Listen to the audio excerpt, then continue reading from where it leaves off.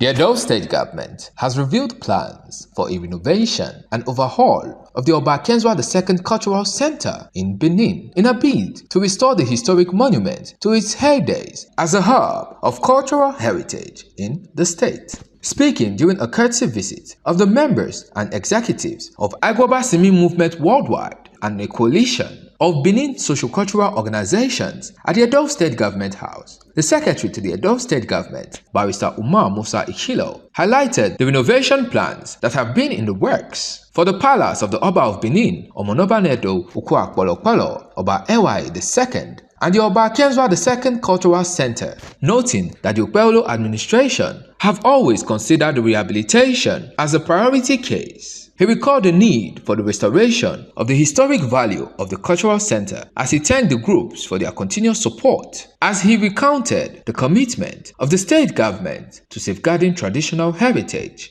Oba Akenzua Cultural Center.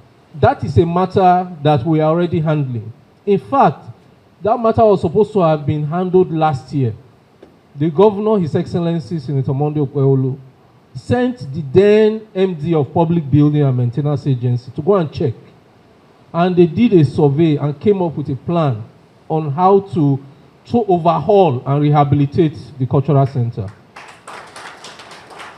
And I think what happened then was the lack of budget for it, which we have now, we are now reviewing. Not even just the cultural center, even the palace. The palace, there was some renovative work in the palace that was supposed to take place. And both of them are already being looked into by His Excellency the Executive Governor. These are subject matters that I'm very much aware of, and it's something that will be dealt with. I have a very fond attachment to the Oba Akenzua Cultural Center, because I remember I used to attend a lot of programs there growing up in Benin. In fact, I recall that the main event hall at a point was Urokota Hall. Then the cultural center came. Then it now became the center of events. Right? So it's sad that it has now just folded up, and we are using various other event centers, hotels, and all that. It should not be. That place should be a public monument, a hub for cultural activities.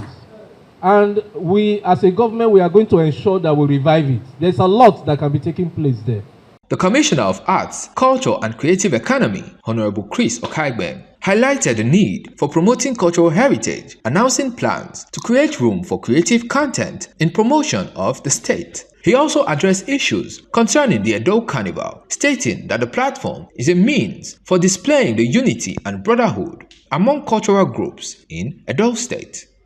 I will only make bold to say, just to apologize to you on behalf of my brother Piccolo and all other stakeholders, if there was a mix-up and break in communication, maybe with his interaction with stakeholders.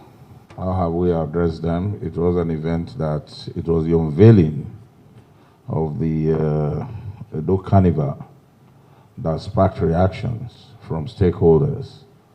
Not from us as a ministry, but from stakeholders who are also within that sector, which I believe our leader, the convener of Agwaba Simi Group, strongly belongs to, as a very strong voice. Because in the cultural space, culture is very big. The Arts and Culture Ministry is perhaps one of the biggest ministries, because it's arts, culture, and the creative economy. Under arts alone, you have craftsmanship, you have bronze making, you have both actors, filmmakers, they all fall within the arts sector.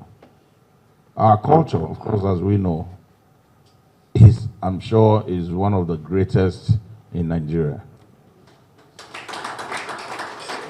And if you now advance to the creative sector, the creative hub is endless. I had tried to define in so many forums that I found myself. When you talk about a creative economy, what are we talking about? From the creative economy, we are talking of the tailor that made the SSG is wearing and the one that I'm wearing. From the creative hub, we are talking about the man who made this cap, this hat I'm wearing, and the hat SSG is wearing, carrying the logo of our president.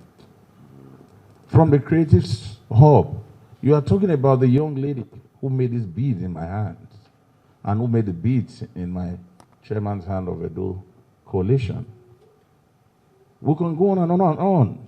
In the creative hub, you are talking of the cinematographers, photographers, videographers, so on and so forth.